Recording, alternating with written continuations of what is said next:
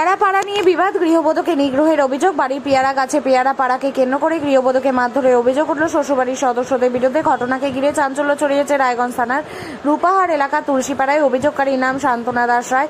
অভিযোগ, বুধবার বিকেলে তাদের বাড়ির পেয়ারা গাছ থেকে তার দেওরের মেয়ে পেয়ারা পাড়ছিল। সেই সময় অভিযোগকারীর মেয়ে উঠান নোংরা না করতে তুতু বোনকে বাধা দিলে দুই পক্ষের মধ্যে বচসা শুরু হয়। তখন শান্তনা বাড়িতে ছিলেন না। পরে বাড়ি ফিরে ঘটনার প্রতিবাদ করে শ্বশুরবাড়ির সদস্যরা তার উপর চড়াও হয়ে মারধর করেন বলে অভিযোগ।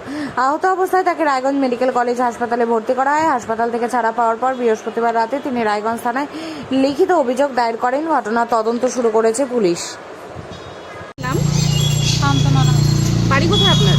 রূপাহার তুলসীপাড়া। থানায় এসেছেন, কি অভিযোগ আপনার? অভিযোগ হচ্ছে কিছু না, একটা পেয়ারা পারছে কে? আমার ভাগ্নে। তা আমার শরীর ভালো না, আমার কিডনির হলো সমস্যা আছে। তা আমি তো হাটে গেছি। তা আমার মেয়ে বললো যে মা এখনো ঝাড় দিল, তো এখনই তুই নোংরা করতেছিস বুনু।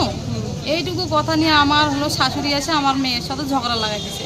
হ্যাঁ, পাড়ার লোক যখন খায় কিছু হয় না, যে একটু খাইছে তাই নিয়ে তুই এত কথা বলিস, এরকম করে বলে টলে লাস্টে কী করছে, আমার মেয়ে কুয়াতি আছে আমার মেয়েটা, ওই কুয়াতিদের সাথে ঝগড়া লাগাই দিয়েছে। তখন আমি হাটের থেকে আসলাম, বললাম কি হয়েছে, তুমি এরকম ডেলিভারি মেয়েটার সাথে কেন লাগছো? আমি কিন্তু আস্তে ধীরে কথা বলতেছি, বলতে বলতে আমার গায়ে উষে উষে আসে। কে? আমার শাশুড়ি উষে উষে আসে। তখন আমার বাড়িওয়ালা বললো কি, যে আমার স্বামী বললো যে হচ্ছে ওই অসুস্থ মানুষ আর তুই ওর গায়ে আসতেছিস, যা এখান থেকে। ওই কথা বলতে বলতে মুখের ভাষা করে ওর গালে দুটো চড় লাগালো। তখন ও বললো কি, তুই মা দেখে না তোকে ছাড়ে দিলাম, যা এখান থেকে বাড়ি যা। তখন ছিটকায় বাড়ি দিছে। আর আমার শ্বশুর ভিতর থেকে একটা বাঁশ নিয়ে এসে মারলো বাড়ি ওর বেটাকে। আর ওই বাঁশটা মাথায় না নাগে লাগলো হাতে। সে বাড়ি খায়ে তখন কি ওখানে দাঁড়ায় থাকবো, ও যে ওর বাবাকে ধরছে। ওর বাবা কি করছে, ওকে ধরছে চারজন, প্রসেনজিৎ, রেখা আর হচ্ছে আমার শাশুড়ি।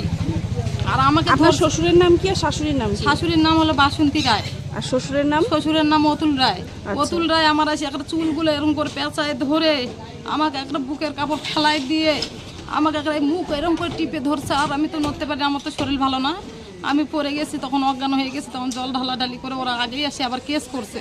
আমরা এগুলো জানি না, আবার ওরাই ভর্তি হয়েছে, আবার কেসও করছে। আমরা তো ওই যে কালকে ভর্তি হয়েছিলাম, আজকে রিপোর্ট নিয়ে আমি আসলাম থানায় কেস করতে। মারধর করলো কার কার নামে অভিযোগ করলেন? অভিযোগ করলাম আমার অতুল রায়, বাসন্তী রায়, প্রসেনজিৎ রায় আর হচ্ছে রেখা রায়। ওদের সাথে কি আগের থেকেই গন্ডগোল ছিল? আগের থেকে না, কোনো সময় না। ওরা মদ খায় খায় আমাদের বাড়ি অত্যাচার করে খুব, মাঝে সাঝে মদ খায় আর আমাদের বাড়িতে অশান্তি করে। আপনাদের বাড়ি আর ওনার বাড়ি আলাদা আলাদা? হ্যাঁ, একই বাড়ির মধ্যে পার্টিশন দেওয়া আছে। তারপরেও এরকম অত্যাচার? হ্যাঁ, কালকে ভালো মাইন্ডে অশান্তি, কালকে কোনো কিচ্ছু নাই, পেয়ারা খাওয়া নিয়ে ভালো মাইন্ডে যায়। আমার দেওর গাড়ি বুকের মধ্যে তুলে দিতে ধরছিল। আপনার মেয়ে কত মাসের অন্তঃসত্ত্বা? 7 মাস। 7 মাস। হ্যাঁ। কি নাম? পল্লবী রায়। পল্লবী রায়। হ্যাঁ। ওকেও মারধর করেছে? হ্যাঁ, ওকে ধরছিল, জ্বর এসে গেছে ওরও। কি চাইছেন এখন? আমরা কেস করবো এখন। হ্যাঁ, আমরা এখন বিচার চাই, কেননা বারবার ওরা আমাদেরকে মারে, সবসময় মারে। দেখেন আমার মারে মারে এগুলো কি করছে, আমার গলা টিপে ধরছে, আমার চুল ধরে আমাকে নিচে ফেলাই দিয়েছে। আমি কিছু বলতে পারি না, পাড়ার লোক ভয়ে কিছু বলে না, ওদের এত মুখের ভাষা বলে। শ্বশুর কি করেন? শ্বশুর হচ্ছে এখন কিছু করে না, এখন প্যারালাইজ হয়েছে, এখন বাড়িতেই থাকে। আচ্ছা।